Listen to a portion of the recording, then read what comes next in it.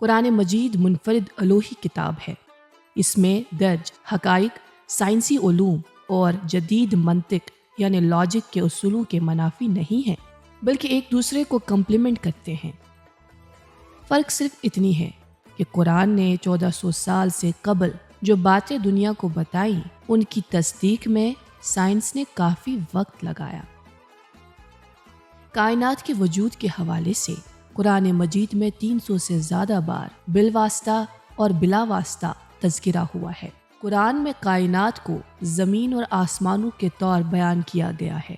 تخلیق کائنات کے حوالے سے سورہ انبیاء کی 30ویں آیت میں درج ہے کہ شروع میں زمین اور آسمان ایک دوسرے سے نتی تھے، یعنی ملے ہوئے تھے، اور اللہ نے ان کو کھول دیا، اور اس کے بعد انہوں نے ہر جاندار چیز پانی سے پیدا کی۔ 14 صدیاں قبل کی گئی یہ بات جدید سائنس کی بگ بینگ تھیوری ہے۔ اس نظریے کے مطابق کائنات کا وجود ایک نقطے یا ایک مقام سے شروع ہوا جب کوئی گنا مادہ انتہائی گرم حرارت میں پھٹ گیا اور کائنات میں بکھر گیا۔ یہی ٹکڑے بتدریج زمین، سیاروں اور ستاروں کی شکل اختیار کر گئے۔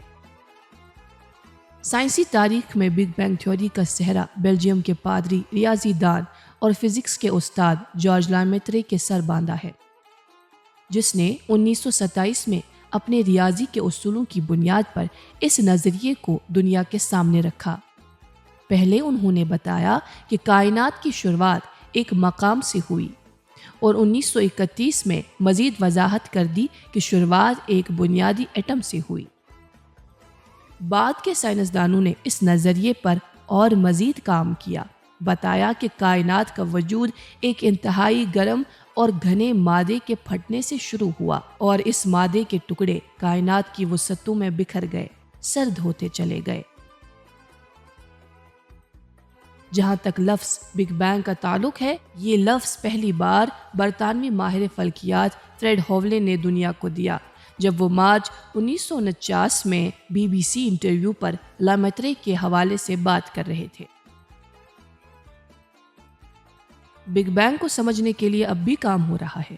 2010 میں فرانس، جنیوا اور سوئٹزرلینڈ کے آس پاس زیر زمین 27 کلومیٹر لمبے لارج ہارٹن کولائیڈر میں 2 پروٹون شعاعوں کو لگ بھگ روشنی کی رفتار سے ٹکرا دیا تاکہ وہ اس مادہ کو تلاش کرے جسے سائنس گاڈ پارٹیکل کہتی ہے۔